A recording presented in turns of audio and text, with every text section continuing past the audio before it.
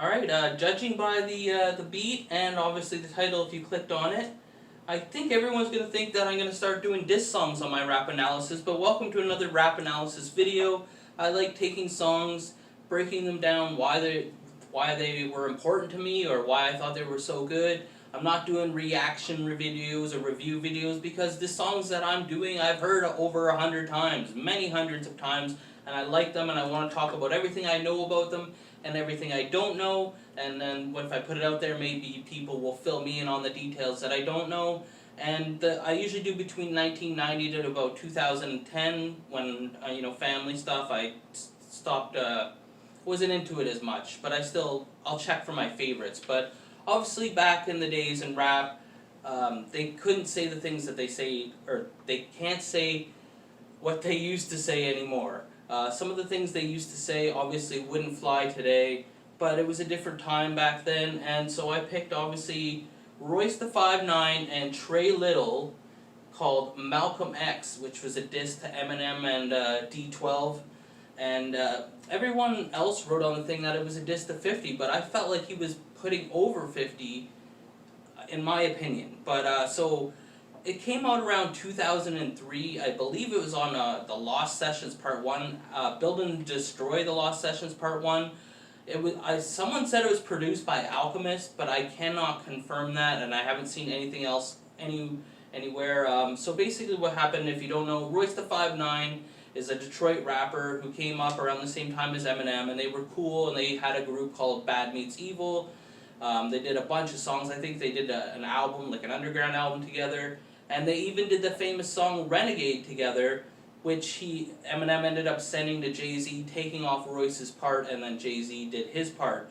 And then around 2002, 2003, some stuff started coming up. A lot of D-12 were saying that Royce was bitter, and Royce saying that wasn't the case, and they wanted to Eminem wanted to take Royce as his hype man on tour, but Royce couldn't or had other things that he was working on at the time.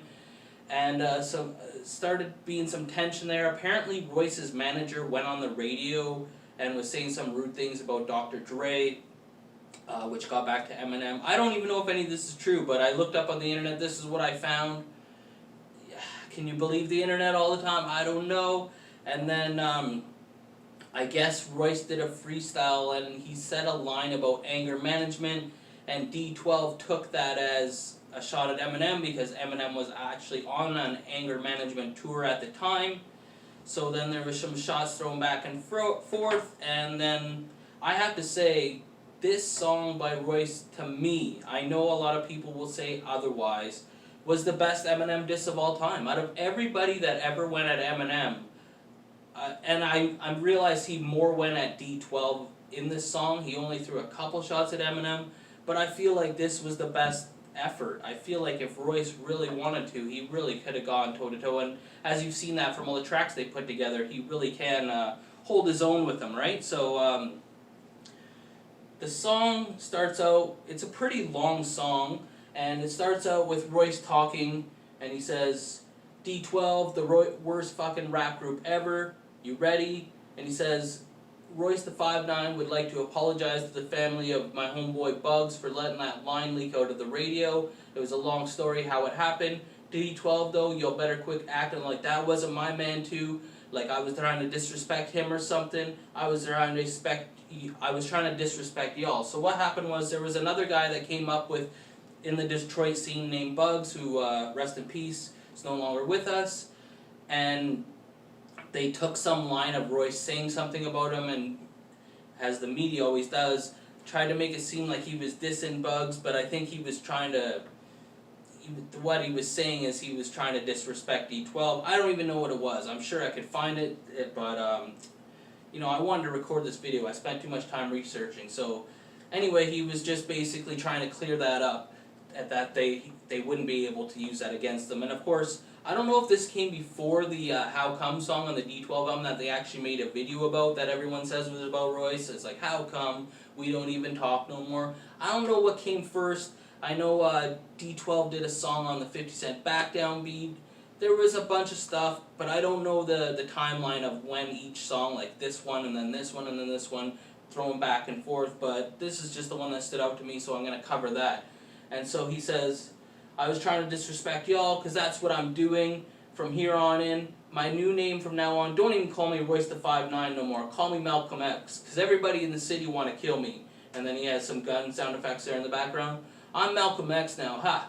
We gonna see who going in. I ain't going nowhere, motherfucker. We gonna see everybody. Who against me? I'm mad. Hell yeah, there's only one problem.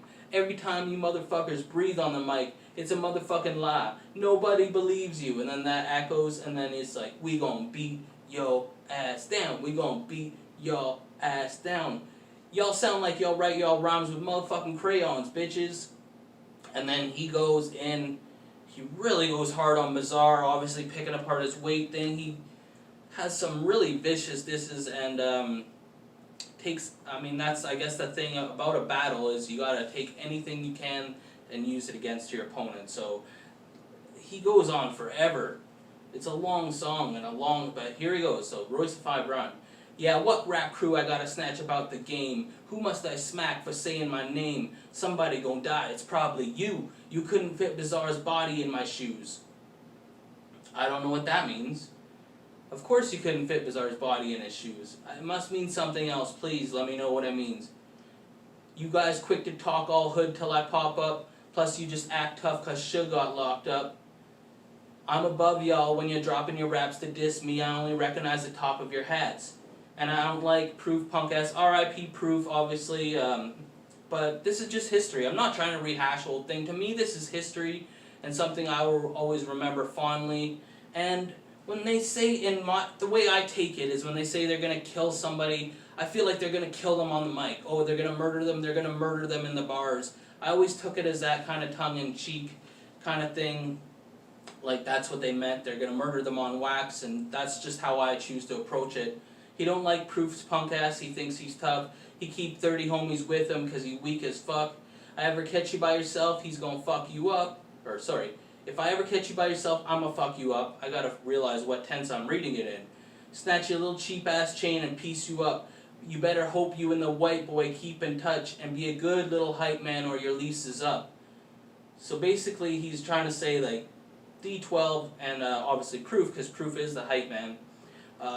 They're only around because of Eminem, and they would be nothing without Eminem, and they're not going to have successful rap careers, so he better stick to enjoying being a hype man, because that's all he'll ever be. Since Slim signed 50, I don't see your teeth as much. He's making fun, because Proof's got the teeth like me with a bit of a gap in the big front too. Since Slim signed 50, I don't see your teeth as much. That's good, because you got a grill like a fucking truck. Damn, homie, it's history. Over. Hang it up. Go somewhere and hang up some 50 posters. Punk. So basically they're just saying that they're going to be like, or what he's saying is that they're going to be like the street team or the street crew for the 50 Cent G Unit whole thing, and D-12 is going to go right back down to the, because they were hot at the time, but like everyone, no one's going to remember about them once 50 comes out. You speak too late. Y'all probably gonna go to the award shows and get your ass whipped by B2K. Now B2K was an R&B group. They had some really success. They were young men. I believe there was 4 of them. I know Omarion was in them. They had that Bump Bump Bump song and a bunch of other. They were really popular at the time, but they were very young and didn't act like tough guys. And he's saying that they're gonna beat up D-12. So I thought that was funny. I just wish Eminem would stop telling everybody he ain't speaking to me like I'm one of his hoes or something. How about this? I ain't speaking to you, chump, and I'm gonna keep picking on your weak-ass crew.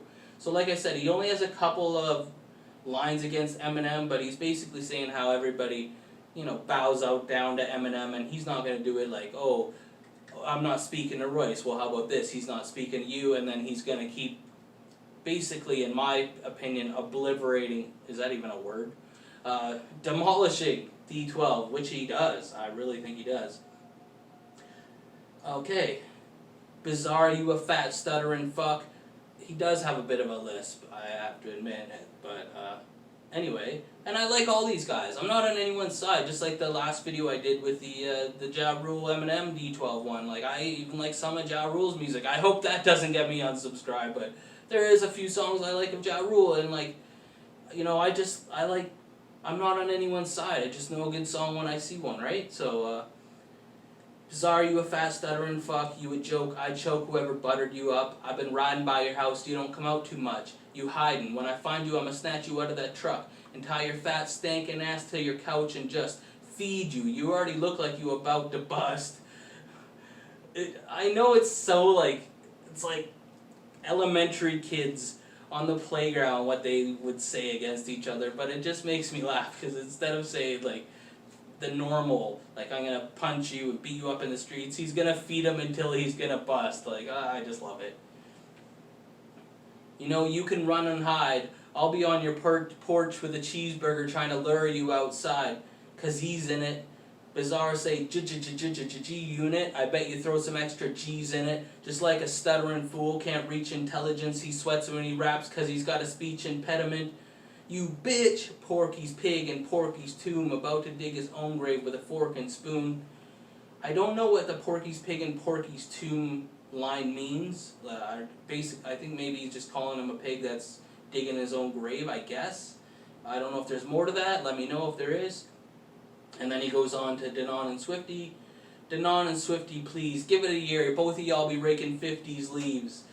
See, like, everyone says it's a 50 disc, but I feel like he keeps putting over 50, like 50's the next hot thing, and they're gonna be nothing compared to 50.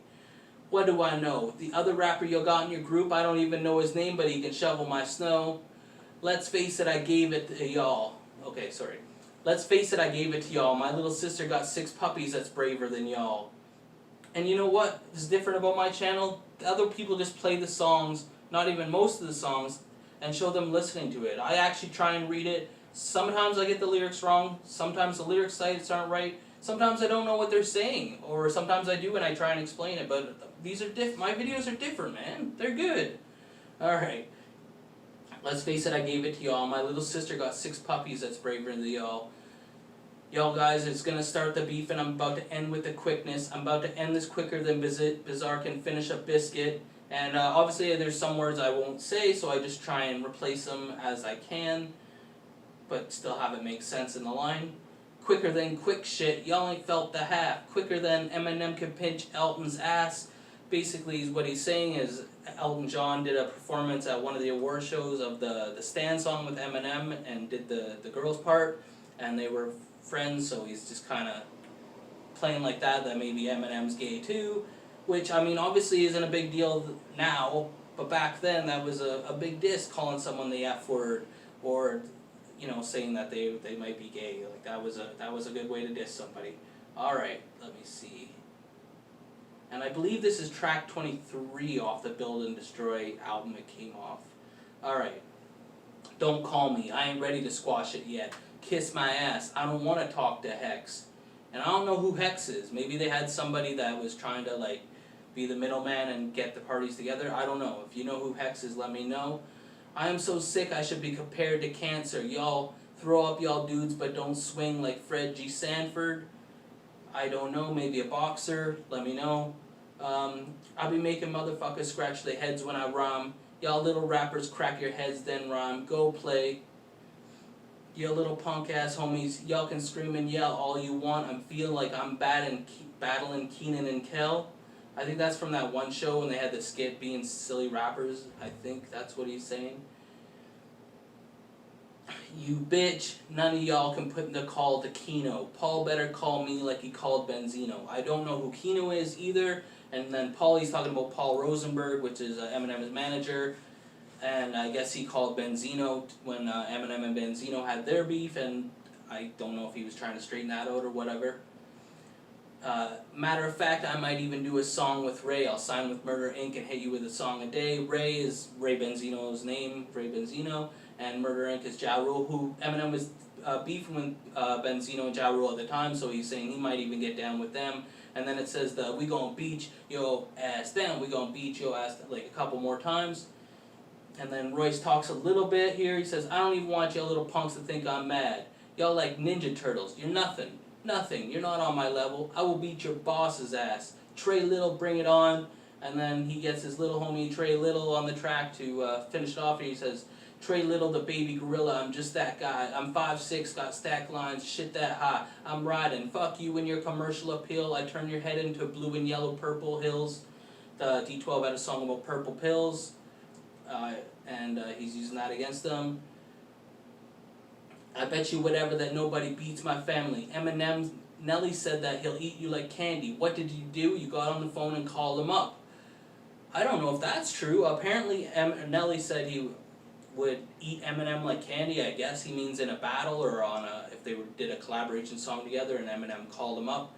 Don't know if there's any truth to that. I do remember there being some kind of line thrown back and forth between Eminem and Nelly, but I guess they squashed it. I don't know if that's true, and I don't know how Trey Little knows that. Is Royce feeding him a couple lines here, or I don't know, but that's kind of what I'm getting from the impression. Okay, you don't want to talk to Royce, but you talk to us. You crew some loco hoes. I hit you harder than the white girl that broke your nose. Trey Little's talking more to Eminem than Royce was, but I guess, I don't know if that's true. Some white girl broke Eminem's nose. Could be. You just never know, right? You and Royce, let me know. Put these in the comments, please. I want to know. I don't want to be the guy that doesn't know. The reason I'm putting these out here is to find out more about it. You and Royce can squash this with one talk. Step around from your security and talk to that man. So it seems like Royce is kind of bitter that Eminem won't just man up and, you know, talk to him about it, address whatever it is. It seems like it could be squashed from what he's saying. Okay, I understand you back in your crew, but this my brother. Anything that happened to him, something gonna happen to you. So it seems almost like the beef was more between D-12 and Royce, but obviously Eminem had to choose sides there. Okay, and I don't give a fuck for that, you know, all do life. I advise you to stop. You money don't buy you stripes. Only thing that money brings is fake people and problems, fallen by peoples who hate fake people and rob them. But y'all is whack. Denon, I'ma stab you so many times I'ma feel bad when you collapse. Y'all people is so bitch, you make me sick to my stomach. Every beat that you ever made sound like it was missing something. So he's talking about Denon, Mr. Porter, who makes a lot of the production still to this day for the everybody, but for that camp and label, obviously. Timbaland looking ass person, my style is realer. What producer you ever know only good for album filler? He does kind of look like Timbaland a little bit, and basically saying he never had any of the hit songs. He's always just on the songs on the album that don't get videos produced or released as singles. And then it goes back to, we gon' beat your ass down. And then Royce talks a little bit. He says, yeah, you punk asses, we in the streets now too. The big homies out, what up? And then Trey Little talks a bit. You stuttering ass motherfuckers, what you thought? My brother here ain't have no backbone. It's on when I see y'all. Proof, what the fuck you thinking? That's cash, boy. Need the white boy to get started, y'all. Fuck y'all hoes. I told Royce I ain't like that motherfucker. I'ma smack the shit out of any of y'all. Sell my bill, one. What the fuck y'all thought? You'll get that bought, bitch. Street orientated, y'all motherfuckers hate it. Learn how to flow, stop being mad, y'all bitches. Trick when I catch your bitch ass, yeah dude. I can't believe he's coming at Trick here from the sounds, or maybe he's saying he's with Trick, I don't know, but Trick had a lot of credibility in the streets. A bunch of them ended up doing songs with Trick, so.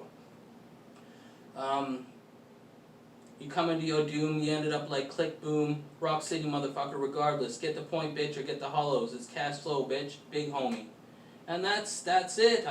So they ended up, apparently Proof and Royce got together, met up, and they were the ones that ended up squashing the beef, as this is all in the past.